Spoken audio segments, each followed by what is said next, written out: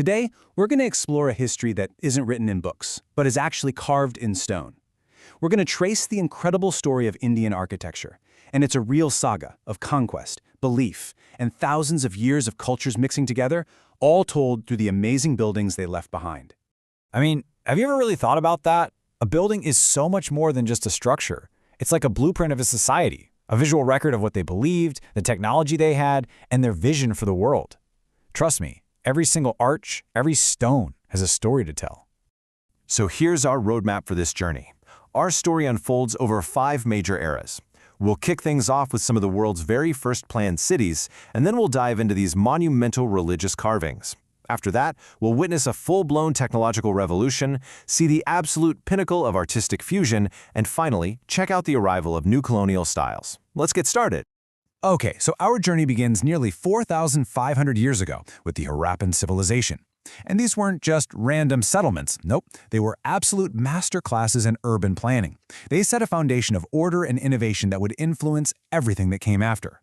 You know, what's absolutely wild about these cities is just the sheer level of organization. We're talking planned street grids, standardized bricks, and incredibly advanced sewer systems. I mean, come on. Homes were often 2 stories high, built around a central courtyard. And get this exact blueprint was maintained with incredible uniformity for nearly 1,000 years. That tells us this was a highly conservative and orderly society, one that really valued the collective good over any kind of individual expression. And just to put that into perspective, think about the scale of this achievement. The Harappan civilization stretched over an area of at least 2,000 by 1,100 kilometers. To maintain that kind of uniformity in city planning across such a huge area with no modern tech, it's staggering. All right, so as we move forward in time to ancient India, the whole focus of grand architecture shifts. It moves from the civic to the spiritual. And the medium, it changes dramatically too.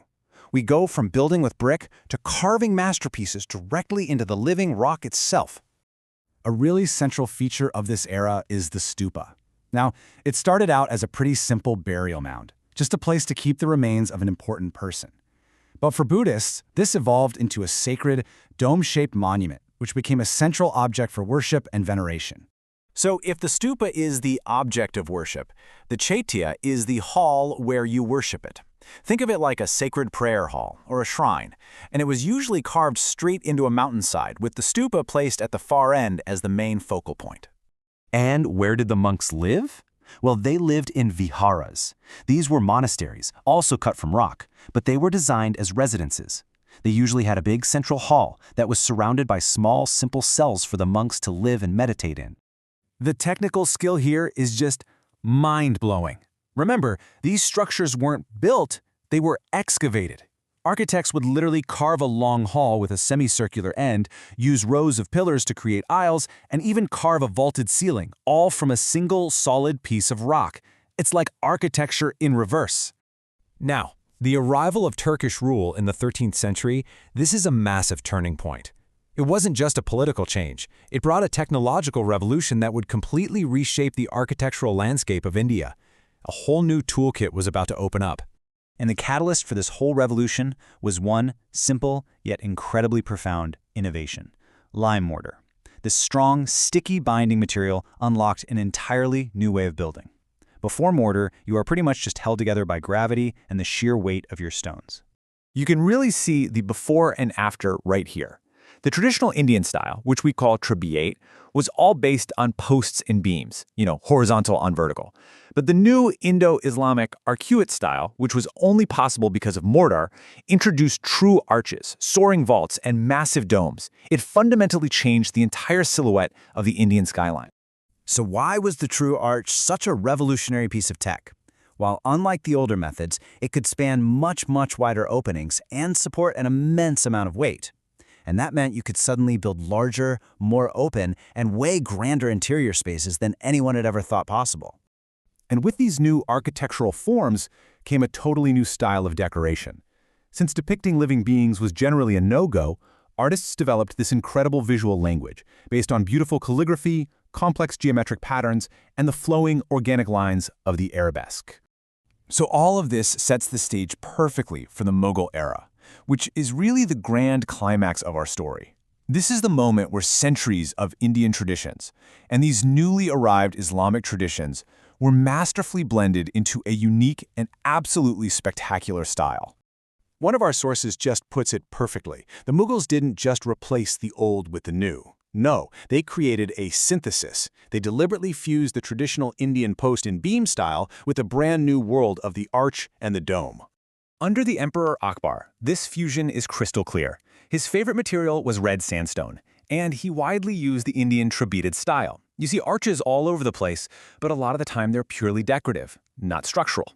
The whole style is robust, it's bold, and it's a true hybrid of two different worlds colliding. But architecture, just like history, is always evolving. A pretty dramatic shift was on the horizon, moving away from that robust red sandstone of Akbar's reign to something far more refined, far more elegant.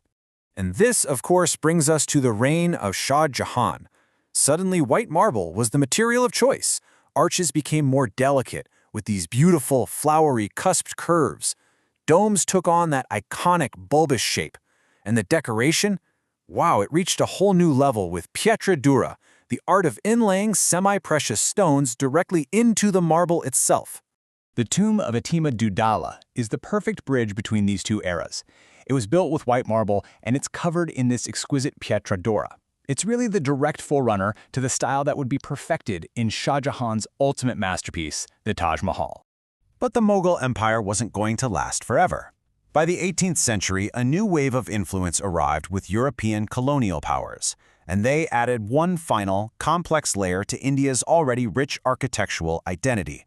The Portuguese brought in their Gothic and Baroque styles, while the British introduced classical and medieval English forms. But, just like we've seen before, these styles weren't simply copied and pasted. Nope, they were adapted, they were blended, they were synthesized, creating yet another unique hybrid architecture. When you boil it all down, the story of Indian architecture is really a story of constant exchange and fusion. From the Harappans to the Mughals to the British, no style ever existed in a vacuum. It was always a conversation, carved in stone. Which kind of leaves us with one final question to think about. What conversations are our buildings having today, and what story will they tell about us?